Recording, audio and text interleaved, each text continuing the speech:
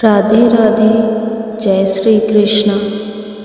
चमत्कार उन्हीं के साथ होता है जिनके मन में विश्वास होता है। अगर किसी के लिए बोला गया झूठ उसके भले के लिए होता है तो हमें भगवान भी माफ़ कर देते हैं। एक गांव में एक किसान रहता था जिसका नाम ओमपाल था। वह किसान बहुत ही नेक दिल से अपनी फसल को उगाता था, पर इस वर्ष अधिक वर्षा के कारण उसकी सारी फसल बर्बाद हो जाती है।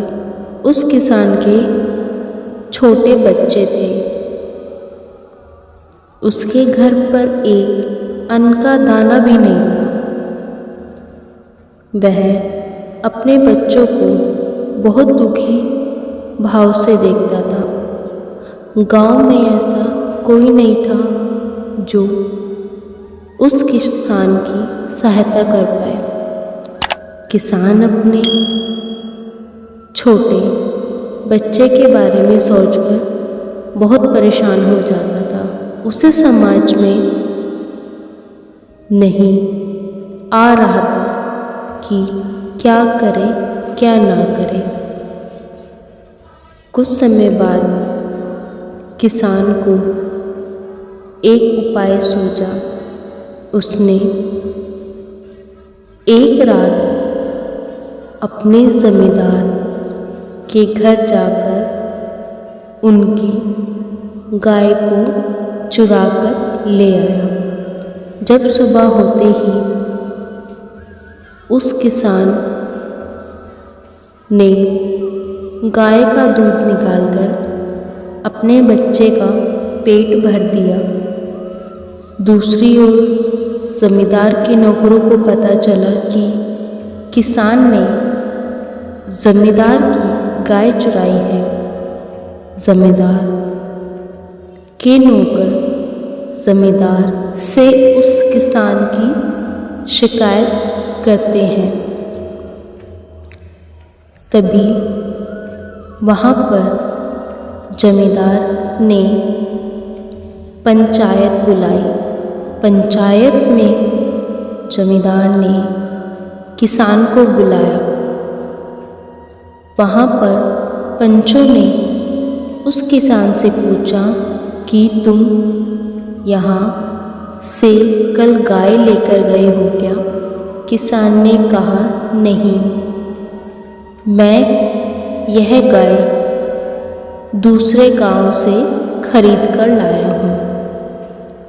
पंचों ने किसान को बहुत घुमा फिराकर सवाल किए, बहुत पूछने की कोशिशें की, किंतु किसान इसी जवाब पर रहा कि उसने यह गाय दूसरे गांव से खरीद कर लाया है।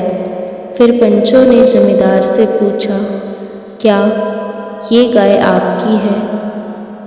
तब जमींदार ने किसान की ओर देखा तो किसान ने अपनी आंखें नीचे कर ली।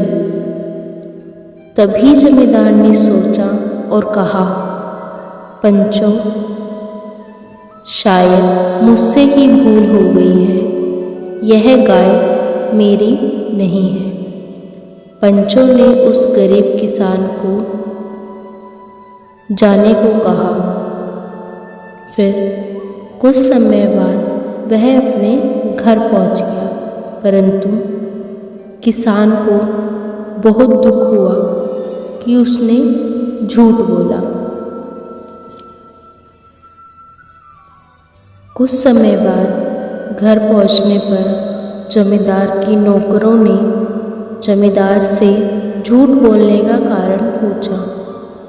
तो जमींदार बोला, मुझे उस किसान की नज़रों में उसका दर्द झलकता दिखा कि वह कितना दुखी है। वह अपने दुख के कारण ही उसने ये सब किया। मैं उसकी मजबूरी समझ सकता हूँ। यदि मैं सच बोलता तो उसको सजा हो जाती और इसके कारण उसके छोटा बच्चा भी इस दुख से भयभीत हो जाता। थोड़ी देर बाद किसान जमींदार की गाय लेकर उसके घर पर पहुंचा। किसान जमींदार के पैरों में गिरने लगा और कहने लगा, मुझे माफ़ कर दीजिए, मैंने बहुत बड़ी गलती की है, आपकी गाय को चुराया है। किसान कहता, यह मेरी गलती है, कृपया करके मुझे माफ़ कर दीजिए, परंतु मेरा मन आपको ठेस पहुंचाना नहीं था। मेरे बच्चे ने बहुत दिन से कुछ नहीं खाया था, जिसके कारण मेरी आर्थिक स्थिति बहुत बिगड़ी हुई थी। किसान की यह बात सुनकर जमींदार ने जितना हो सकता था उतनी उसकी आर्थिक सहायता भी की। इसलिए कहते हैं, किसी के भले के लिए बोला गया झूठ झूठ नहीं होता, किंतु सत्य होता है। किसी ज़रूरतमंद आदमी की सहायता के लिए यदि हम झूठ बोलते हैं तो हमें उसका बिल्कुल पुण्य ही मिलता है, क्योंकि कृष्ण जी कहते हैं, हम झूठ बोल सकते हैं किंतु हमारा इरादा नेक होना चाहिए। उस झूठ के पीछे हमें कोई नेक कारण हो, तभी हमें किसी भी अवस्था में झूठ बोल सकते हैं। परंतु इसका यह तात्पर्य है कि हम रोज़ झूठ ना बोलें। जब कोई भी ज़रूरतमंद आदमी को आपकी सहायता की ज़रूरत हो तो भगवान का इशारा समझ के उसकी सहायता कीजिए। आपने ऐसा तो सुना ही होगा कि झूठ बोलने से पाप लगता है, किंतु अगर हमारे झूठ बोलने के पीछे हमारा इरादा नेक हो तो हमें झूठ बोलने पर भी पुण्य मिलता है। जय श्री कृष्ण।